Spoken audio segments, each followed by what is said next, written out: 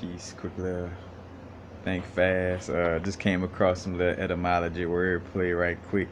And I think about I was saying something, and you know how you use the terminology in a sense, like So in a sense, that probably was what he was doing, or in a sense, you know, that's the gist of what. And I noticed that the word in a sense, like in, uh, and a and sense sense, and also we have senses, like taste, touch, smell, all these things are senses.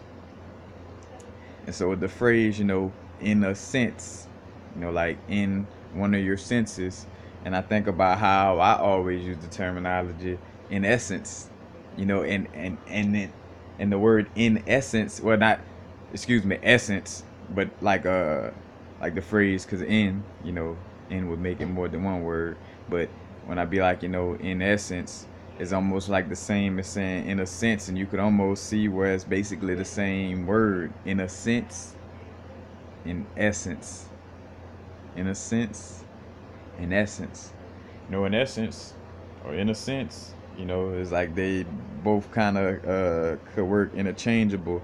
And also, seeing its other correlation where, sense, think about your sense of smell. In a sense, if you kind of cram that word together, you get incense. Incense, something that we smell. Think about aromatherapy, or or and two, into the other word, essence, like that beautiful. That's a beautiful essence. The essence of magnolia. The essence of a rose bush. Like essence, sense. So just came across that little etymology,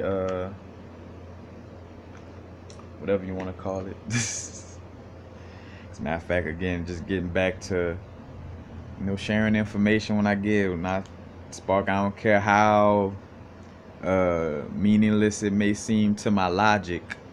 I'm gonna share it. So it is what it is. Peace. Happy now. Now is the vibrate, of course. As a matter of fact, and that's just the thing too. Before I go, just realizing the breaking down of words, etymology, and how we get the deeper meaning without even necessarily going to a dictionary, in essence. Without going to a dictionary, in a sense. You know? But again, breaking down these words and uh, realizing the deeper meanings, and the deeper meanings given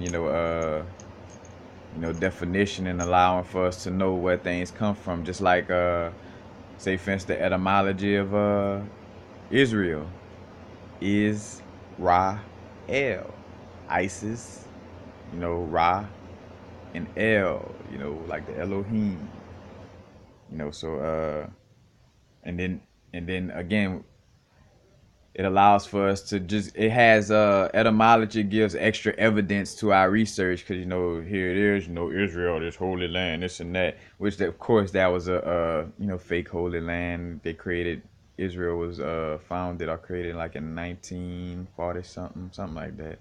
So for some, for Israel to be in the Bible, this holy place called Israel, that that the name Israel, and no how can I say, the that country, and that name, didn't really, exist.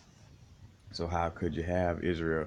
Of course, the ancient names, go into the name that they eventually gave it, but the name fully didn't come about to,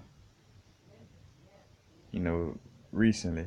Now, of course, on a spiritual level, we can say, well, yeah, the name always existed, because of course it was sitting in the ethers. Then it got handed down to somebody, like, use this as a name. You know what I'm saying? So, to a certain extent, on a spiritual level, yes, it always existed. But as far as us on the physical plane using that word,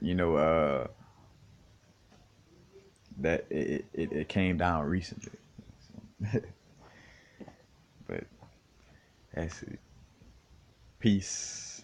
Happy now. Now is the vibrate, of course. Not too far in the future. Not too far in the past. Right now.